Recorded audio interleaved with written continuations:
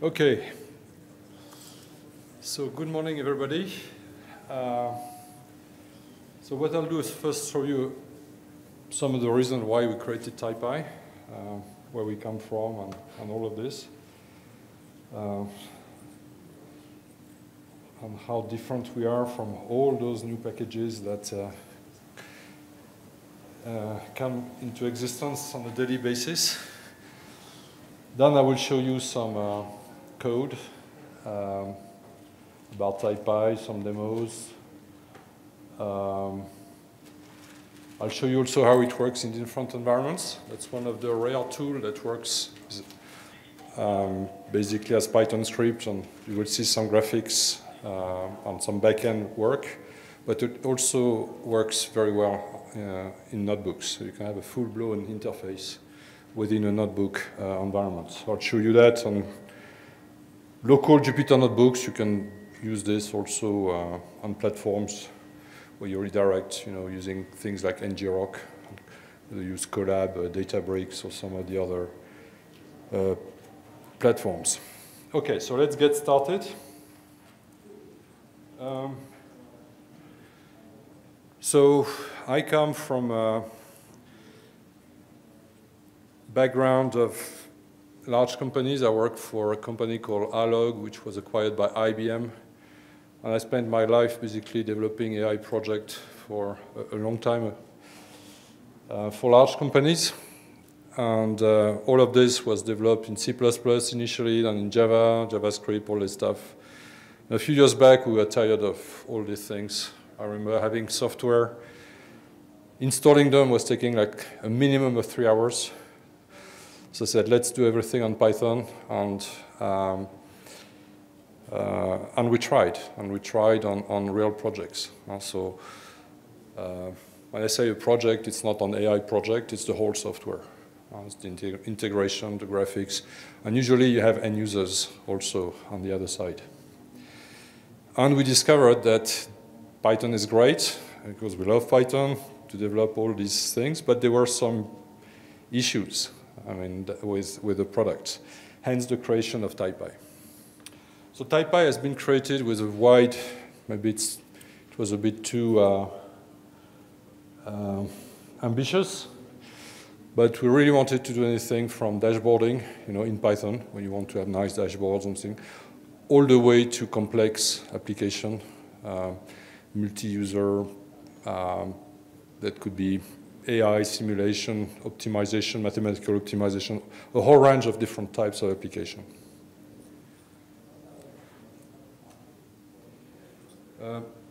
One thing that's often missing in all the discussion I'm seeing in the data science environment is really the role of AI. We see very often people are really, really focusing on the algorithm, exposing, very smart algorithm, all these things. But end users, it's not only the data scientists, it's also the end user that interact with the algorithm. Okay, so this is also a very important thing that led us, you will see, to really make sure that Taipy was managing what we call scenarios. So scenarios are a little bit like experiment for the end user, but it's also experiment for the data scientist, but you have the same need for end users. Okay? One thing we notice also in the world of Python is this amazing failure rate, if we can call it failure. We see about 85% of Python pilots basically staying pilots. Sometimes for good reasons. For instance, the ROI wasn't there. But sometimes it's because it's too complicated. So you may need to rewrite everything. So you've got the data science department develops in Python. You need to hand over to an IT department that redevelops everything. Instead of having a couple of guys, you end up with an army of IT guys that redevelop in JavaScript, in Java, and all this stuff. So, and that has a cost. And a lot of companies are also short of IT skills. So unlike what most companies do, startups, especially in the open source, Taipy had to be designed with large companies. So we didn't start from the community side. When we started the product recently, a year and a half ago, we developed it with McDonald's, with a large retailer in Europe, with a company called TAL, which is one of the largest clothes manufacturer in the world. Companies like Samsung, and so on and so forth. That's the result of what can be achieved for a large retailer called Groupe Les Mousquetaires. So what they did, Intermarché, the largest retailer in France. So they had the choice of outsourcing a very large cash flow prediction model for all the company. So there's about 18 flows to be predicted. And they had the choice of doing that with an external company that quoted 600K for people for about 8 months. And they did that, and they basically competed against their own IT, which did it with Taipy for 60K, 1.5 people, about 2 months. So basically a 10 times reduction in cost here. And, and they chose also the end user, the CFO, who is the end user, and the treasurer of the company chose the Taipy solution. So it was not inferior in quality or anything like that. So that's the kind of thing why we created Taipy. So you will see that we really wanted to target the front end and the back end. So you will have these two components. I will tell you a little bit of the roadmap where we will produce also a conversion of these two packages. At the moment, they are like two independent packages. When you do pip install Taipy, you will get both the graphical side, the front end, and the back end package. So one of the things when we were studying about what's there in the Python world, we looked at really two families of graphical interface when we were looking at the GUI side. On one side, you've got all these widget libraries, which are extremely nice, but that doesn't make a full-blown interface, highly interactive, multi-page, and all these things. You have tools above. I'm sure you know about Streamlit. But for large applications, for real applications, we failed. We were using Streamlit. The event management mechanism was really inefficient. It wasn't working on notebooks. That's something that we wanted to have. And we wanted to have also a lot of capabilities for managing big data graphically, and so on and so forth. The alternative, of course, is to have a dedicated GUI specialist that develops with Plotly or in tkinter or all these graphical software. But our intent, again, was to make the tool easy to learn. Yeah, that's something I didn't mention. A quick learning curve. I mean, the ability to have this, to develop quickly for almost any Python developer. On the back-end side, it was a little bit of a different story. We look at different products, and they kind of have, none of them had all the features we wanted. Some of them were really complex, too complex for the audience we were targeting. A tool like Airflow, for instance, is really a steep learning curve. The functionality we wanted were all the tasks, all the orchestration, basically the pipeline orchestration stuff. Caching, simple caching, where you need to model data. We didn't think some of these packages were not modeling data really sufficiently enough or not at all. Scenario management, that's something I really insist. That's this capability to do what-if analysis with your pipelines. Versioning, so I'm not talking about versioning of your ML flow with your registry for your data model, nor am I talking about the versioning of code here. I'm talking about versioning of the pipeline itself. When you change, a pipeline evolves over time. You may have a new data source and this kind of thing. You need to version it. We didn't find any tool who could do that. Cycles, so that's more of an option, but many of the customers we deal with, they have cycles in their business. McDonald's, when they do prediction of sales for their stores, they do it once a week for every single store. So the scenario management, basically, you need to be able to create scenarios per time bucket every week. And one of these scenarios could become the official scenario, the one you are going to publish. the one that is going to be the official one. Okay? So all these capabilities are built in inside Taipy. Again, there are situations, I don't know, like fraud detection where you don't have cycles. But a lot of companies in the business world do have cycles, whether it's daily, monthly, weekly. So let's start now with a little bit of code. So I'll show you some code.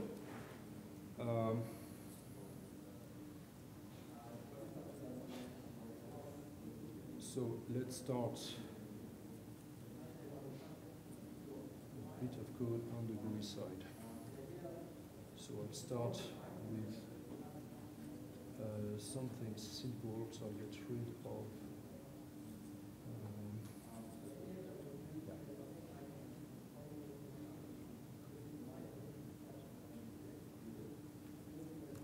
okay, get rid of this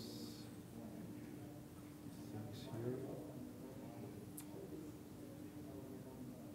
Okay, so let's start with the simplest program that you can have with Taipy.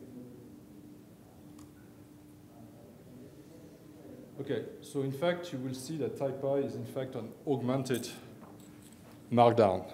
Okay, so what you see here, once you have done your pip install, you import the GUI, and you start having your first markdown. The page, maybe I'll move that here, it might be easier. Yeah, the page that you define is just markdown. That's markdown, no Taipy. And you start having your first Taipy object. So Taipy objects are basically defined with these symbols here. I will go into this a little bit later. You can see here a Python object that is an integer, value 10. And everything Python is always has these curly brackets around it. Okay, so that's how you see whether it's a data frame, a dictionary. Here it's an integer, and it's a text here. By default, it's a text. And we're going to basically run this. And you can see that I'm passing the page, which is a markdown page, to this. Okay, so let's execute this. Okay.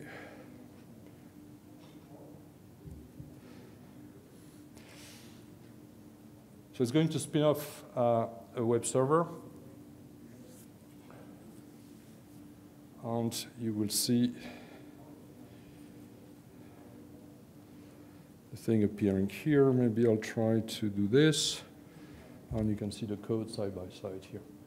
So you can see you've got the markdown demo, which is in, this demo is in italic, so that's just markdown stuff. And you have your value 20, which appears here. Okay, so let's try to make it a little bit more complex. So what I'll do here, I will add an object. So here, beside providing a Python object, the next field is actually the actual widget, a graphical widget you would like to use. So here it's a slider. You will have charts, you will have menus, different kind of objects. At the moment, most of the objects are coming from Plotly, built on top of Plotly, but you have also an API to bring any graphical objects that you want. So here we have a slider.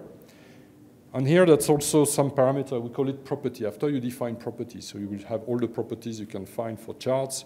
Here it's a property associated with a slider, which gives you how quickly you want your graphical object to react. If you have a remote platform, for instance, you may want to have a kind of slow response time, whereas if you are running locally, then you will be able to react very quickly to the typing of your code here. And next, I'm going to plot a chart, which here I'm using the data. So you will see the slider is basically connected with an initial value, which is the same Python value. And next, I have a chart object, so it's a new object. By default, it will be a line chart. Sorry, yes? Sorry, I don't know if I'm the only one, but can you zoom in, please? Sure. Can I zoom? If I do that, yes, but I'm not sure it will. Is it better? I don't want to zoom too much. Is it better? One more? Yeah.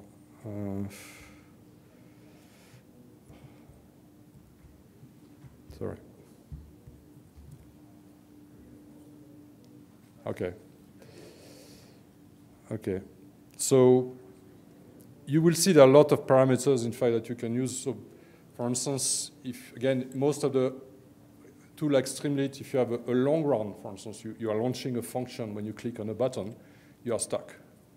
Okay, here you have parameters also to decide whether you want to go asynchronously or synchronously, whether you wait or you want not to wait, for instance. So you got a lot of things here which are about, you know, really fine-tuning the way you interact with your software. So here, what I'm doing, I'm creating basically a sine curve. It's a function here that returns a list. You can see that this is a list that we are building. So it's a decaying sine curve. And I pass this as a list. It returns a list. So when I compute that, I get the list, and I put that list in the chart. Okay, so that's what I'm doing here. So, and I'm going to run this again. So never forget to stop your previous run, because you are going to use the same port otherwise. And let's run this again. So in fact, I'll show you next time, but here I'm running again we're running the server. You could have saved and just update your page. So here you have your graphics, okay, and you have the trigger. So what you are seeing is two things. So first, I didn't do anything to connect value here with the slider, except, if you remember in the code, you have this connection here, value with the slider. Okay, so if I change the slider, I change the value. What I've done here is also connect, so there are different ways. So I'm showing you here what is called a callback, which is basically saying whenever you change, it's a global callback, whenever you change, sorry, it's here, whenever you change this particular value, and this Python variable called value, then recompute your chart, okay? So this is what you see here when you run the software. Hold on. Yep. So you see this connection occur here. Okay. So there are different ways of doing that. First, you don't have to do it. That's another method. Do not use any callback. Okay. So in this case, what you do, you just do that.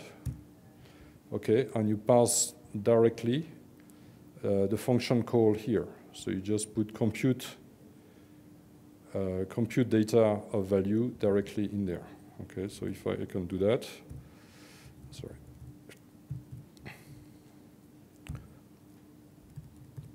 And you put your value, and that will do the job. So it's like a Python F string that you can put directly in there.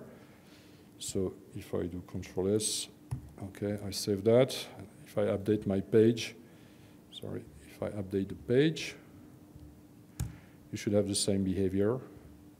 Oh, sorry, what is going on? Maybe I didn't stop.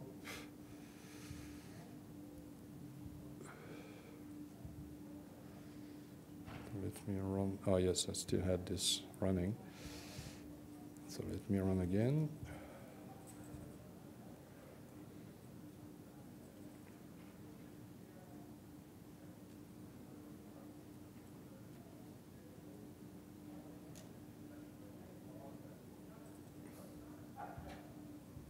So you see, you still have the same connection. So there are different ways to do that. I'll just show you one without a callback and one with callbacks. Okay. What else can I say? So there are a lot of objects available. You can go to the website. Yep. Sorry, what you just did, do you utilize 21 there anymore? No, you don't. Absolutely not. No, you can remove it, absolutely. That was for the previous case. You wouldn't need it, yeah. So basically, and there are reasons for using certain callbacks versus doing f-string call directly inside the Obviously, if you have like 3 or 4 objects that relate to your compute data value, you don't want to call the function 3 times. So it's more efficient to have a global callback on this. We also have local callbacks on things to optimize. It's all about optimizing the reaction and the interaction you have with the software. For those of you who are not used to callbacks, we do have tips and videos and things like that to introduce you slowly with very simple article on how to tune this. But this is very important when you build a full application. It's multi-user. I will show you also how it works on notebooks. It's exactly the same thing. Okay, it will spin a web thing on a notebook, and I'll show it to you right now. Before that, I want to show you something we did, which is what we call decimator. We have customers who really want to show big data, or large data, I should say, graphically. Of course, some people use, the different, what they call shaders and things like that. But very often you need that you need to keep the shape of certain things. So what you will see here, it's a specific object. We use here a chart which has many points. Okay, so and we just add a property to that chart, which is a decimator. So what does it? So let me run this demo first for you.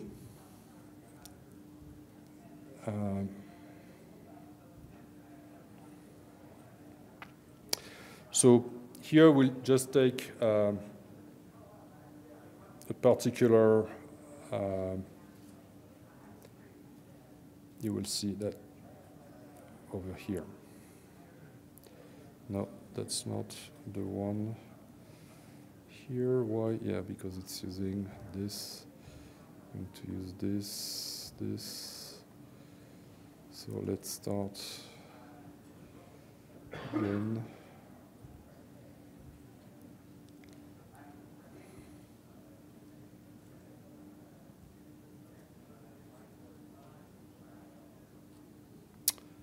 It's using the other.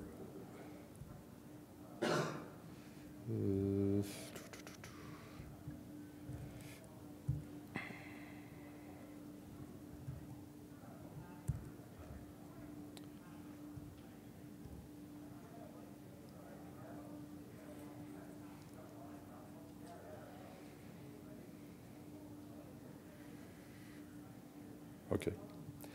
So here we have to assume we choose a particular time series here.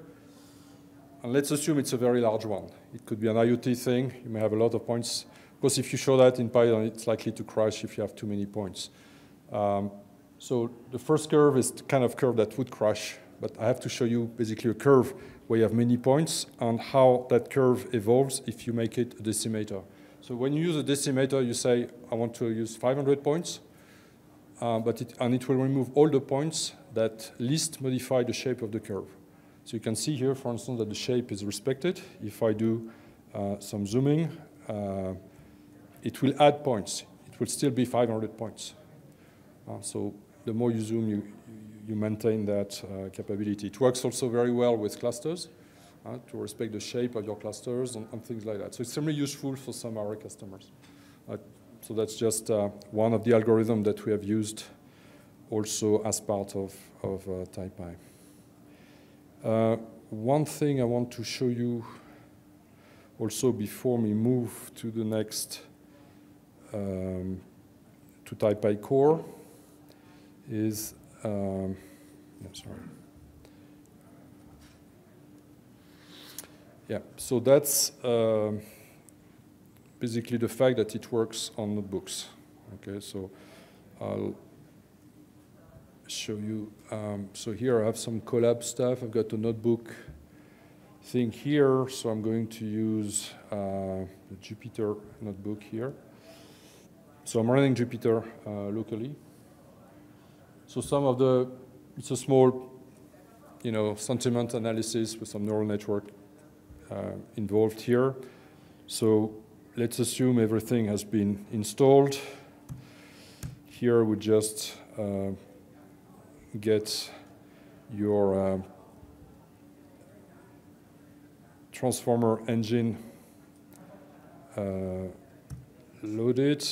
Then here you will see I'm creating a series of pages with Taipy. So I don't want to go into it. It's the first page that we create. The second page is here. And after that, I'm going to run this.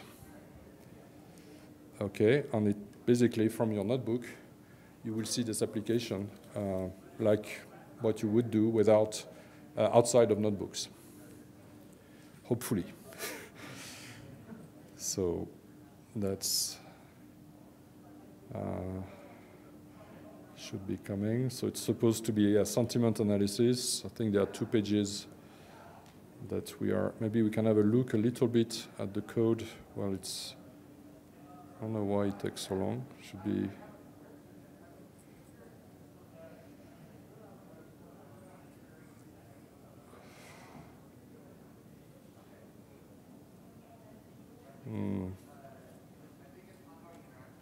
Not sure what's going on here.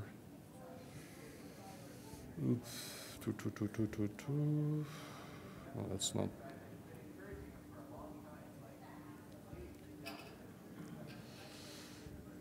Okay, running single code. No, that should work.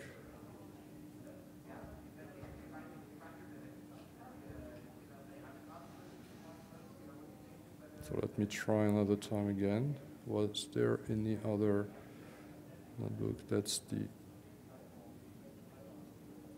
Okay, nothing is running here. Now I have 2. So let me start again.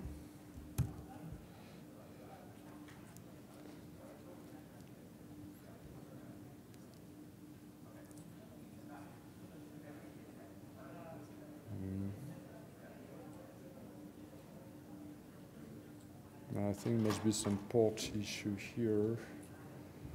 Let me see if that works better if I use Collab. So this should work.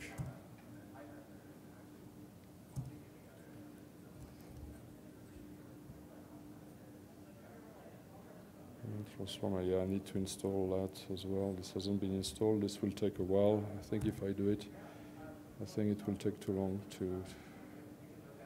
Oh no, that's quite fine. Okay.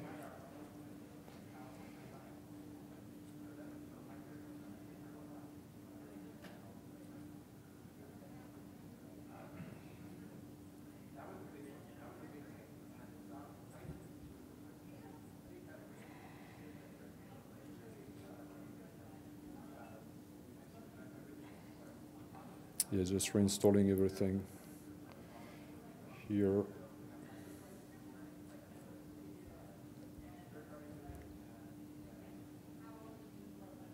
So while it's doing it, it's quite interesting to maybe have a look at, how we combine the page. So we have 2 pages. This is page 1. We just specify the page, the markdown basically object. So we got one for page 1, another one for page 2. These have been defined above. We connect them as a dictionary of pages, and you just pass this to your GUI here. Okay, so how is this going? Okay, we are fine. So this has been loaded correctly. Let's move to here.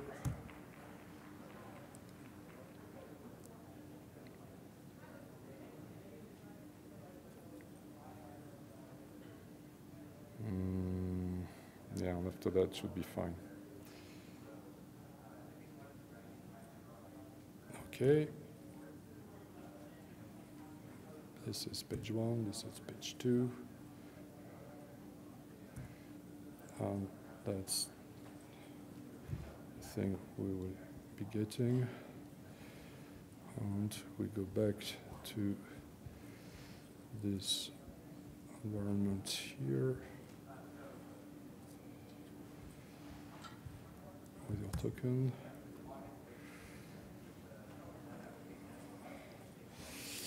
Well, I've got some problems. I think I need to rerun the whole thing. But basically, it works on notebooks. I can show you, we have a booth I can show you later if you want. I think there are some port issues on that front.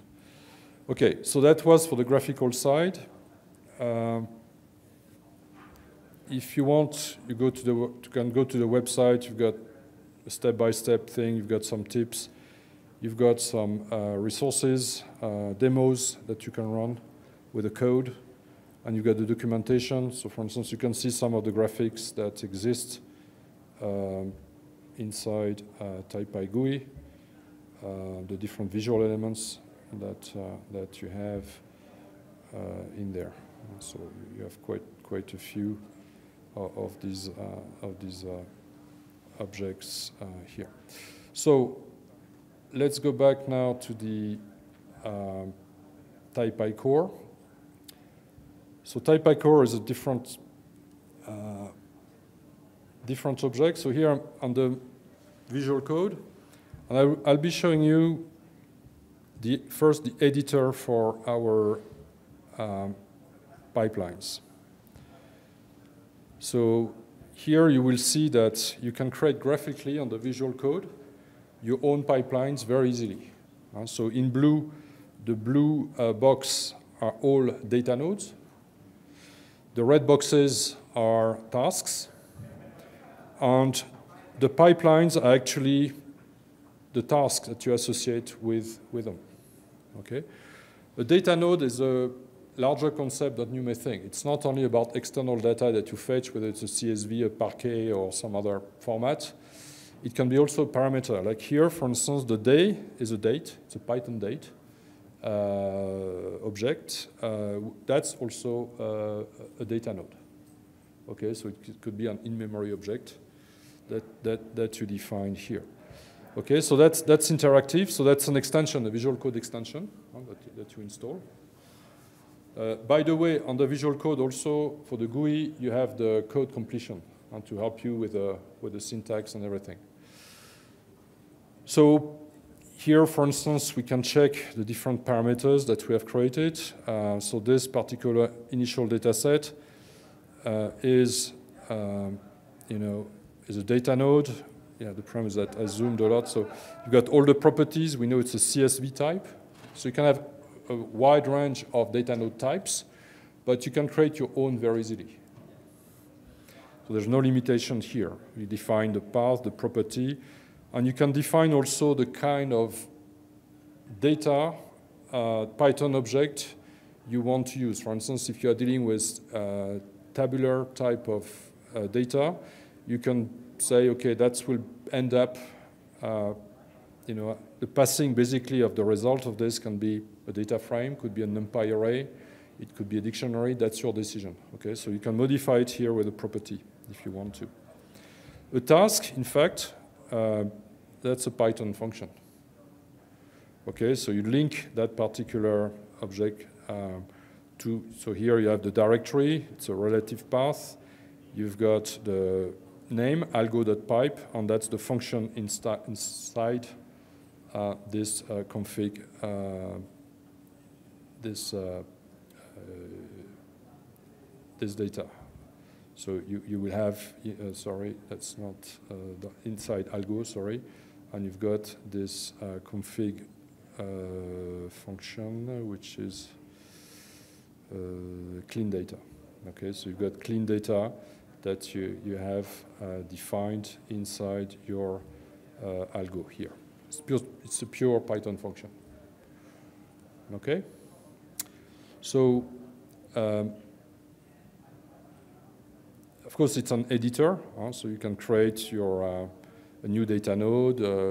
It will appear and you can connect it. So it's basically a graphical editor for you to do that. And it's saved as a TOML file. Okay? All of what I'm doing here can also be done programmatically. If you want to do it programmatically, the very same thing that we have here under your eyes can be programmed like this. You create, that's because of the zooming here, it's a bit,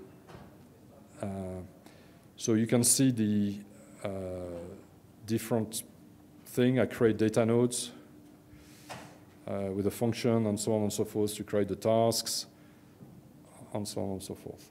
One thing I wanted to show you also, sorry, that's not what I want to do here.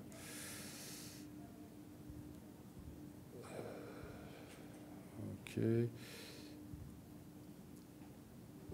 I lost it. It is. Okay.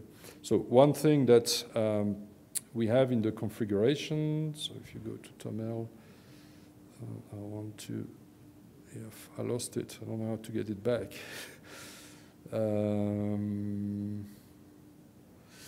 So one thing that exists inside the task is the concept of caching. So you can see it here. You can do it also graphically. Is that one particular task here, we associate the property skippable. If it's skippable, basically, if none of the input of the task has changed from the previous run, there's no reason why you would rerun this task again. Okay, so if you assign it skippable, then it will skip it. And you can attach also a time period. You may say, you know, I don't want that. I want that to be skippable only for a day, or so you've got different parameters that you can play with. At the end of the day, what you end up with is really your main file. So if you have created a Toml file, you just need to load that config. Right? It's a configuration file. And you can start creating pipelines and scenarios and execute them. Okay? So I'm going to run here a scenario. You remember this date parameter? It's actually the date from which you want to start the prediction for this very simple pipeline. So we are going to iterate the date from the 25th of January 2021 and add a day and call this function. So it's really just a creation of the scenario and the submission of the scenario as a job, if you want. So let's run this. So here there is no fancy stuff really going on. You will see basically the jobs. I think there are about 10 jobs that will get executed, 10 scenarios. Okay, so that's what you get here. Okay, waiting for this to happen. And one thing you will notice, each scenario is actually made of 3 tasks. And there are 3 continuous tasks that occur here. Okay, and I've launched a little bit of graphics at the end of it. But what I want to show you is the fact that one of these tasks was actually skippable, and you can see it, sorry, that when I run, the first time and the second, so that's the first time it ran. On the second time, you can see that completed.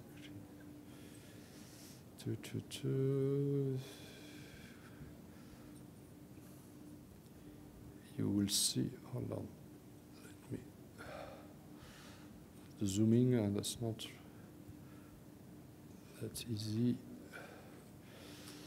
Okay. So, so we run the 3 tasks several times. So let me. No result. Well, one of the tasks is supposed to be skipped. Let me start from the start.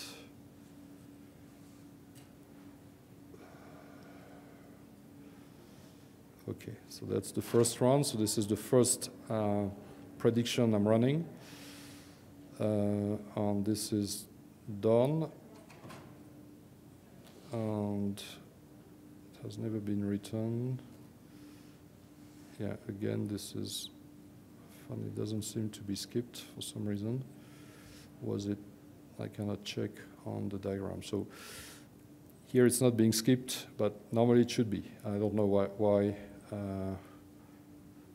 here, but that's the objective of the skippable. What you have also here is the possibility to, of course, you have all the orchestration, so the running in parallel of your tasks. The capability also to keep some intermediate data. And one thing that we do provide is the versioning.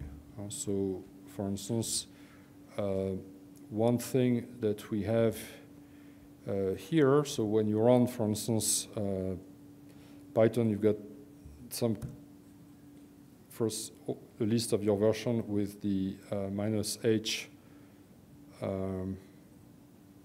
option here that tells you what are the different options for versioning your scenario and your execution. One other thing you can do is list what are the different versions that you have. So there are 3 different levels of versioning: development, experiment, and production. So if you want to create a new thing, you just do minus experiment, and you give it a name. Okay. So it will run basically the whole thing again.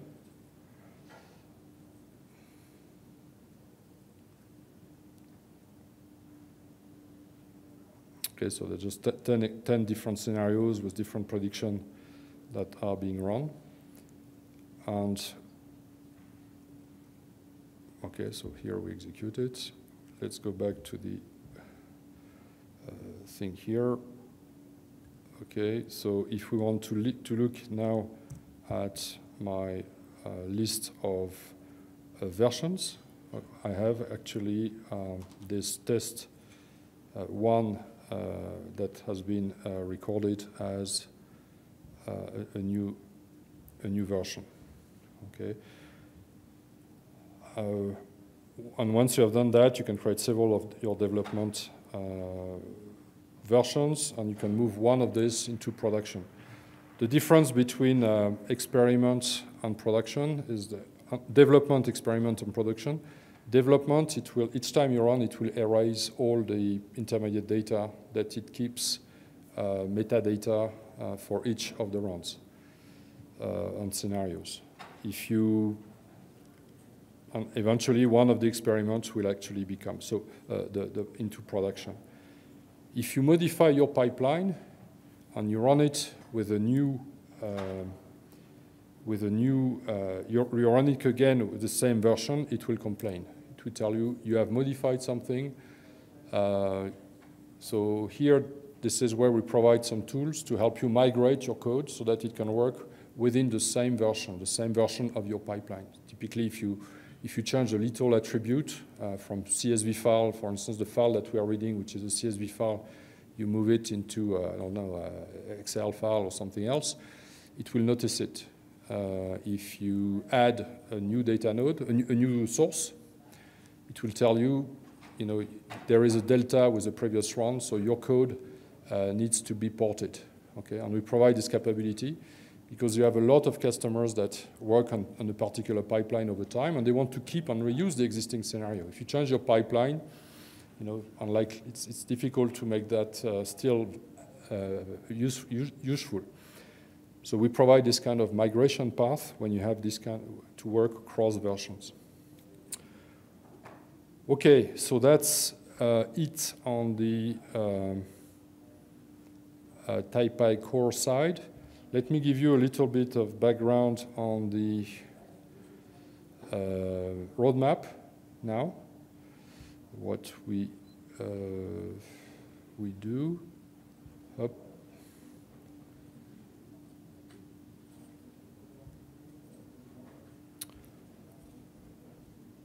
Okay. So on the graphical side, we are going to have a GUI preview in June.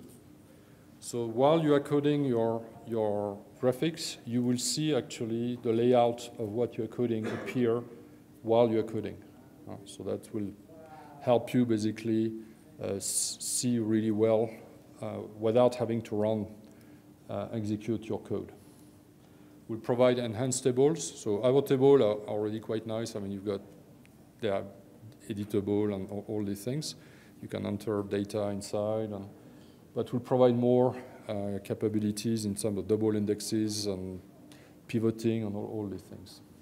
It's basically going to be built on AG grid stuff.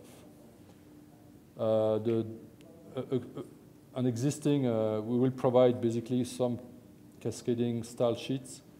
It's actually already available. We released it this week. We have a style sheet that is provided, which helps you, have something quite nice and easily modifiable for those of you who are not into CSS. That is really useful. On Taipy Core, we will provide some graphical objects that will actually provide graphics on top of the Taipy Core object. So you will have a scenario selector, cycles. So your scenario will be sorted per cycle, and you will be able to visualize data nodes.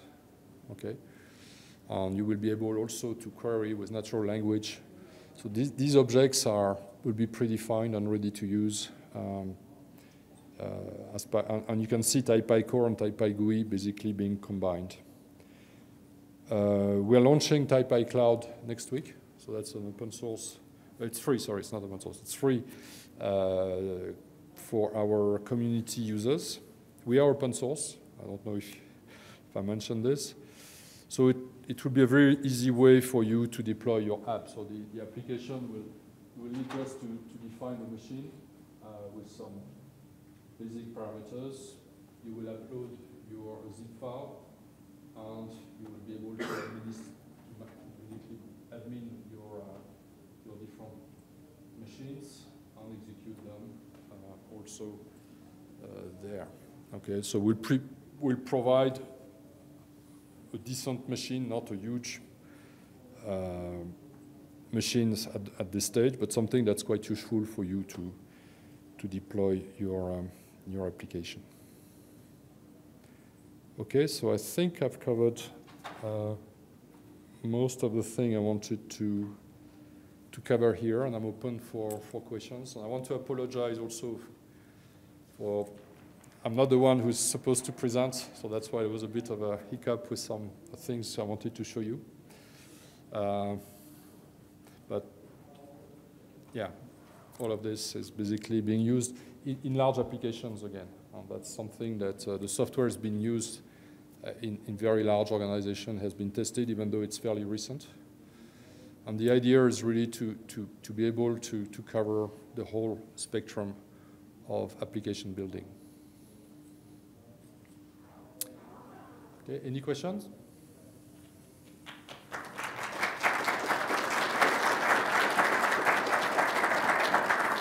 Oh yes, of course, I always forget. Please contribute, or at least give some stars to, or if you like it, to our repo, avega/Taipy. Sorry, go ahead. Two questions. Yes. One is, you mentioned that right now you're using Florian on the back end. Is there a plan to let use other libraries that's okay with things? And the second question is, just some logic around why you decided to use Markdown, like enhancing Markdown as a core layout, like fallback and layout. Okay, the first question,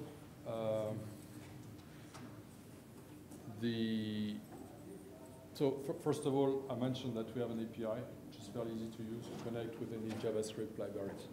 So we have, and that can be part also of the contribution. We'll be working with some guys, I don't know if you know Visu. So we work with those guys to have these dynamic kind of graphs. We'll be working progressively on Matplotlib stuff. Plotly also, we're looking at what they're doing to provide, and we have very specific graphics. For instance, we have some guys who really, some of our users really want a nice Gantt chart. It's a specialized library, and we have a contribution. So we are at that stage where we really want to build the community around contribution here, and we are really open to this kind of stuff. On the second, why Markdown?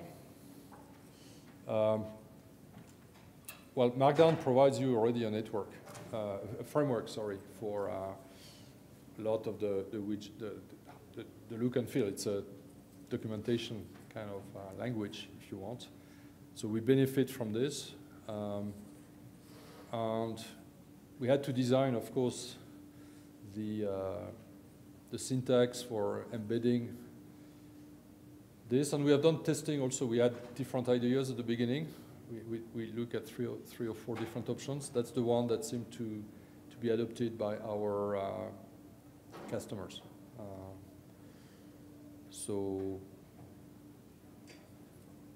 And you don't need to know Markdown, basically. Markdown is very easy to use in general. And in terms of learning curve, we measured, how long it takes for somebody who was using the Markdown approach. We had another approach at the very start of the product, and we noticed that they had better productivity using the Markdown stuff. We didn't want to do something also like Streamlit, because we were really heavily users of Streamlit, and we decided to stop. We didn't want to do something like this. So it came as almost as a natural choice. If you want more explanation, I have to get my R&D guys involved.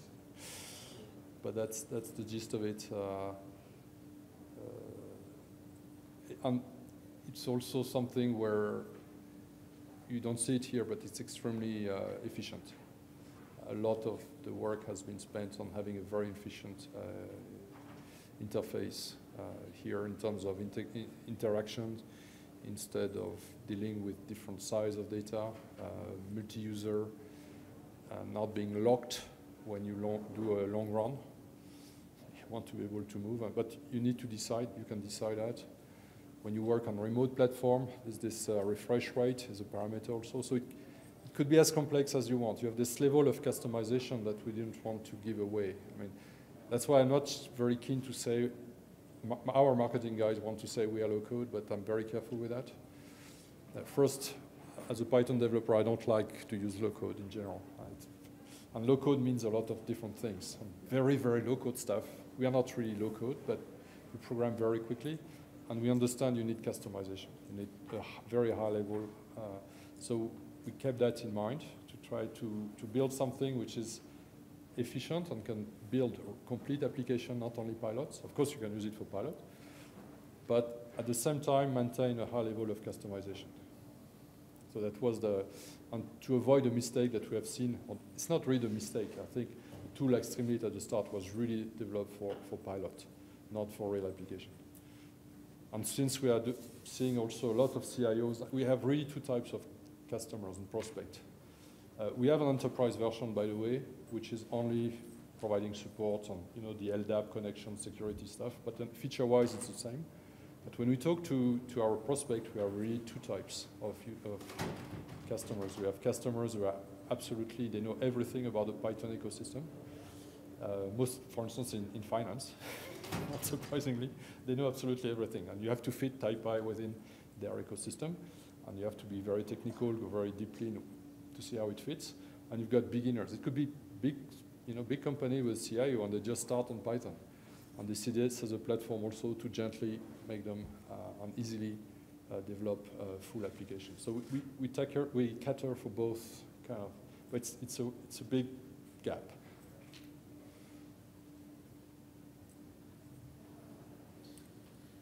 Any other question?